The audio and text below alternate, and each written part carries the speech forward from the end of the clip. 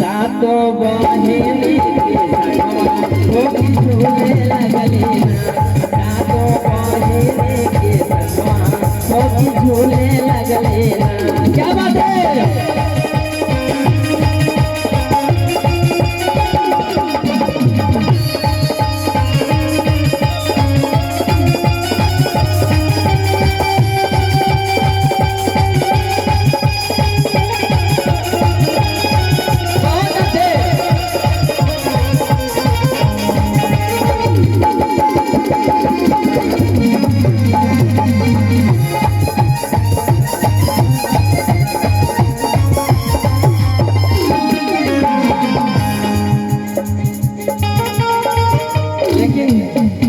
और का तो माई से अंतरा के भाव में बांध के हवा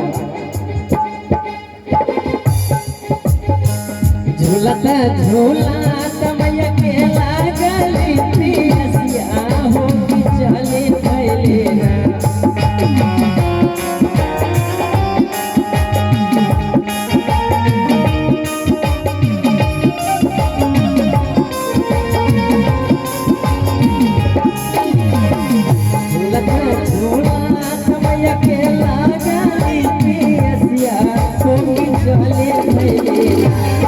होकी चले भैले हे मालिक भोलवरिया होकी चले भैले हे मालिक भोलवरिया होकी चले भैले ना।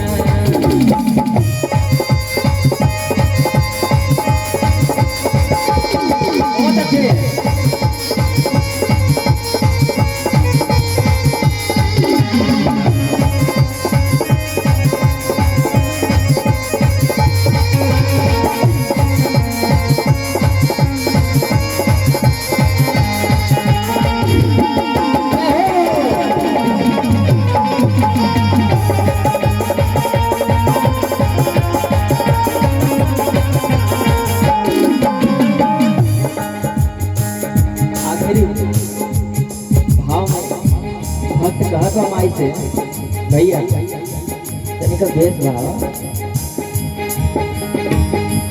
आखिरी लाइन में भक्त माई से कहत बा हे मां जब माई निबिया के डार झुलवा झूलत रही है भैया जब माई झुलवा झूलत रही जब माई के प्यास लग गई तो पूछा तेरे के बाद देखो मालिन आके मां की जब पानी पियोनी जब माई पानी पी लेनी तो माई अपने मुंह से वो मालिक की एगो बात करनी। हमारे सामने जितने भी बैठे हमारे माताएं बहने आप लोग की जरूर बात ये कुछ समझ में आवत हो सही बात बा। जब माई पानी पी लेने तो मालिक की एगो बात कहते देखा यार रुपया पैसा का बात ना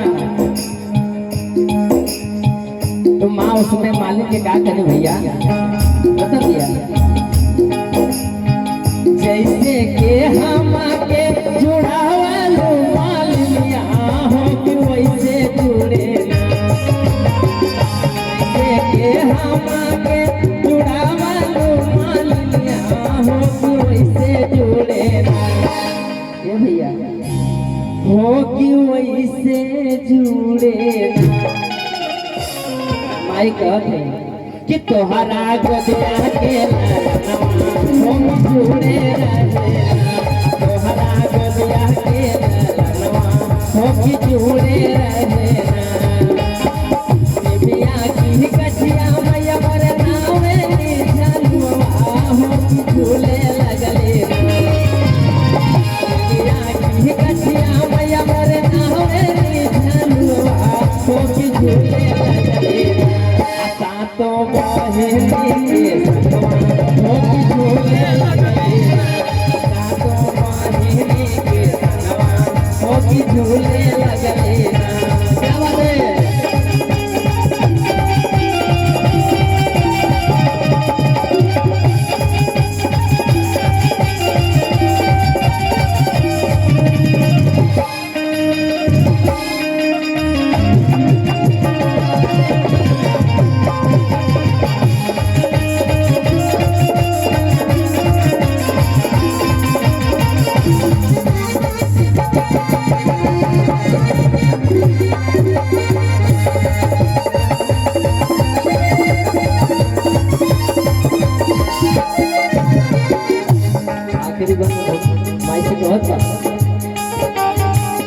निस दिन वीरेंद्र लिखे तोहारी भजनिया हो गवाई दे तू ना।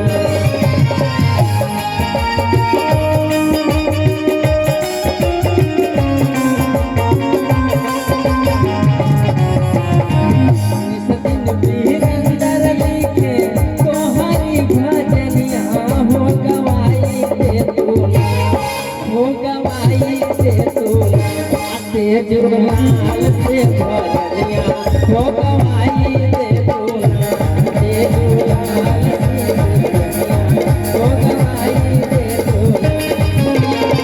निमिया की गछिया मैया मोर नावे झलुआ हो कि झूले लगले। निमिया की गछिया मैया मोर, अगर अच्छी लगे तो ताली बजा के आशीर्वाद दे देना बच्चे को। निमिया की गछिया मैया मोर झूले लगले, आशा तो